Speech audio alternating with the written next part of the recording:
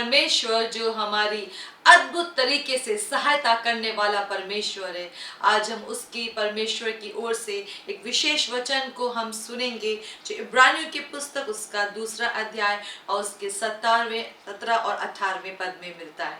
इस कारण उसको चाहिए था कि सब बातों में अपने भाइयों के समान बने, जिससे वो उन बातों में जो परमेश्वर से संबंध रखती हैं एक दयालु और विश्वास योग्य महायाजक बने, ताकि लोगों के पापों के लिए प्रायश्चित करे। क्योंकि जब उसने परीक्षा की दशा में दुख उठाया तो वो उनकी भी सहायता कर सकता है जिनकी परीक्षा होती है। प्रिय प्रभु यीशु मसीह जब इस संसार में आए तो इससे पहले कि वो 100% मनुष्य बनते, वो 100% परमेश्वर थे। और परमेश्वर पिता को ये भाया कि वो उसको, यीशु को हमारी जगह लेने के लिए मनुष्य रूप में इस संसार में भेजे, ताकि यीशु मसीह हमारे मनुष्यों की जगह को लेकर एक उत्तम बलिदान हमारे बदले में बन सके, ताकि हम यीशु मसीह के द्वारा, उसके लहू के द्वारा, उसकी कीमत के द्वारा हम अपने पापों से आजाद हो सके और परमेश्वर के बेटा बेटी बन सके। और ये यीशु मसीह के लिए प्रिय आसान नहीं था, जबकि वह पृथ्वी पर 100% मनुष्य बनने के लिए आए थे। वो उसमें निरंतर बने रहते कि वो हर परिस्थिति में मनुष्यों की तरह सोचते, मनुष्यों की तरह व्यवहार करते, मनुष्यों की तरह हर एक बात में प्रतिक्रिया दिखाते। ये आसान नहीं था, पर उन्होंने पिता की इच्छा को पूरा करने के लिए अपने 100% परमेश्वरत्व को उन्होंने किनारे किया, अलग रखा, और हमारे लिए वो 100% मनुष्य हर एक बात में बन गया।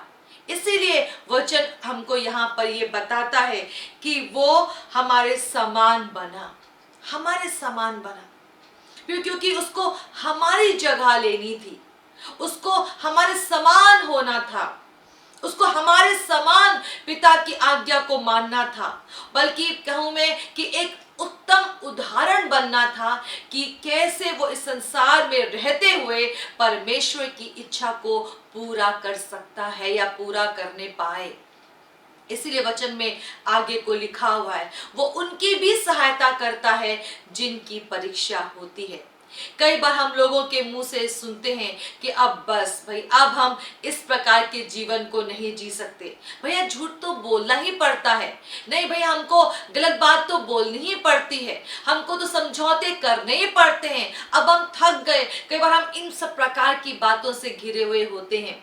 पर मैं आज आपको उत्साहित करना चाहती हूँ, जो यीशु 100% मनुष्य बना, वो उससे पहले 100% परमेश्वर था।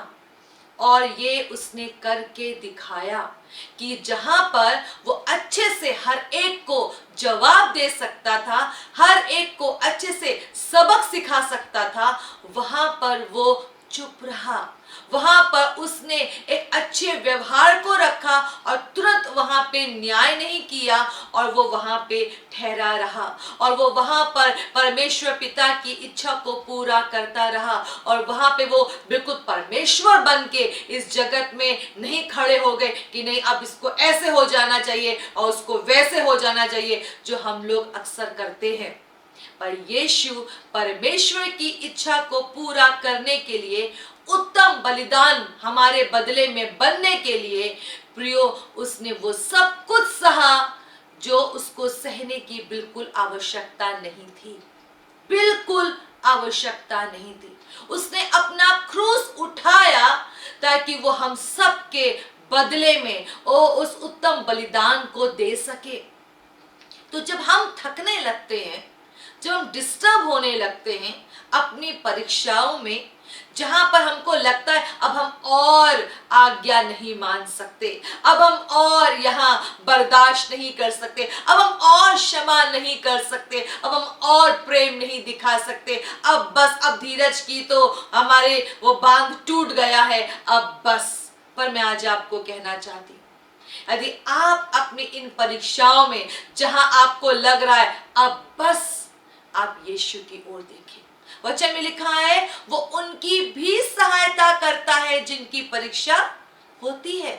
वो आपकी सहायता करना चाहता है। परमेश्वर पिता आपकी सहायता करना चाहते हैं। प्रभु यीशु आपकी सहायता करना चाहते हैं ताकि आप अपने अंदर एक सुंदर गवाही को रख सकें, आप अपने अंदर एक सुंदर जीवन को रख सकें, आप पूरी तरीके से परमेश्वर के बेटा और बेटी बन सके जैसे कि हमको बनना चाहिए। पर कब?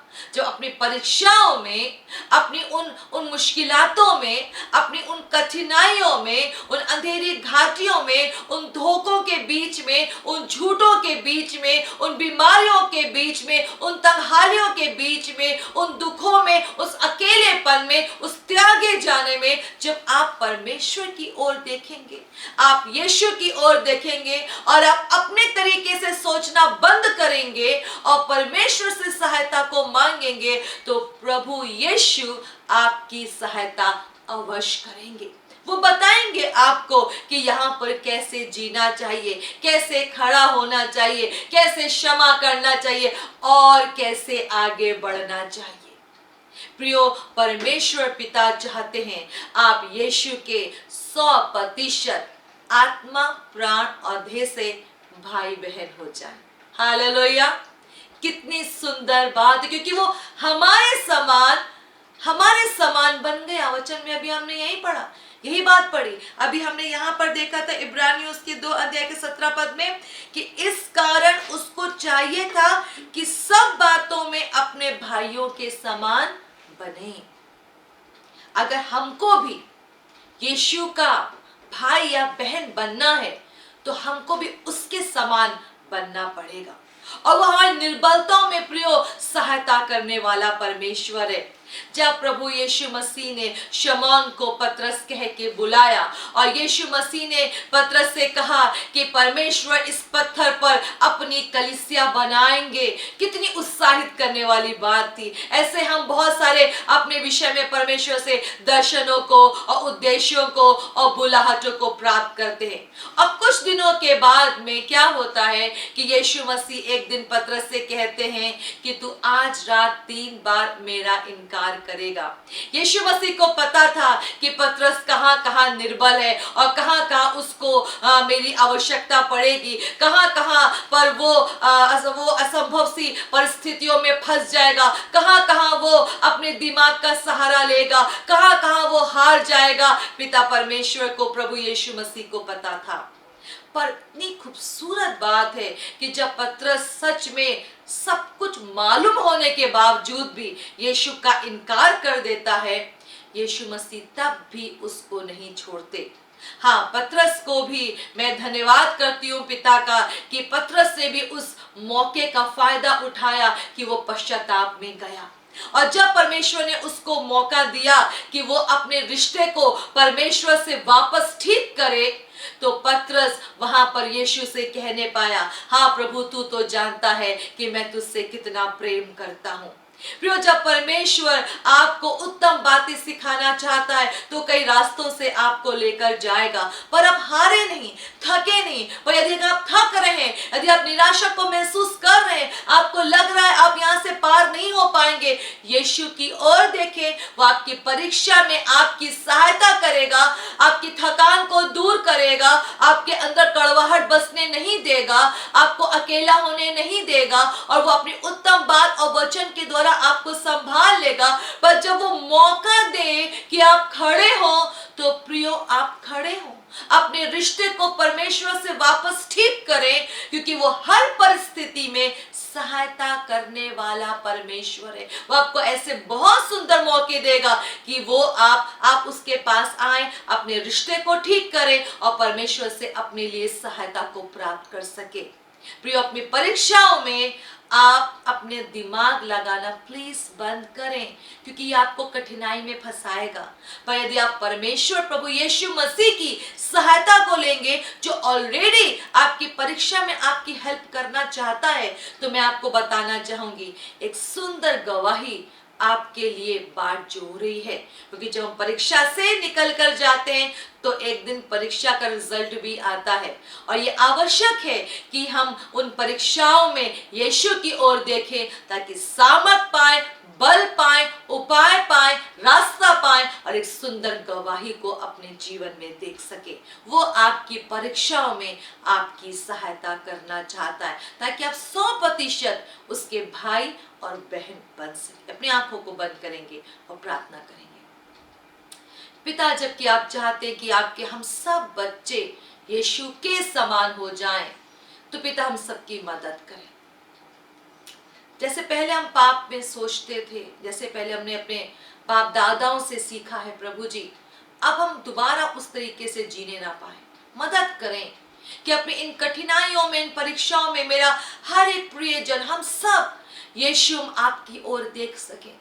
मदद करें प्रभु, वो वो दिमाग काम करने पाए कि हम यीशु की ओर देखें, क्योंकि यीशु, जबकि आपका वचन कहता है कि आप हमारी सहायता करने वाले प्रभु हैं, तो हम सब आपकी ओर देखने पाए, ताकि हम आपसे सहायता को प्राप्त कर सके।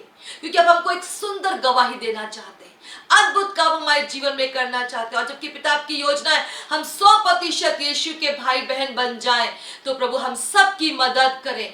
हर समय आप क्या कह रहे हैं, क्या करना चाह रहे हैं, क्या उद्देश्य है, क्या योजना है, इसको समझने के लिए प्रभु हमारी बुद्धि को खोल दे, क्योंकि आपने हमारे लिए कोई हानि की योजना नहीं बनाई है, सब कुशल ही की बनाई है। तो मदद करे प्रभु हर एक परिस्थिति में मेरे प्रियजन की। पवित्र आत्मा सहायता करे कि हर एक जन यीशु की ओर देख सके। हमें पूरी तरीके से छुटकारा दीजिए। इस प्रार्थना को हम प्रभु यीशु के नाम में मांगते हैं, आमीन। प्रभु आपको प्रियो बहुत आशीष दे। परमेश्वर आपको अपने परिवार के एक विशेष जन के रूप में देखते हैं। प्रभु आपको आशीष दे। जय मसीह की।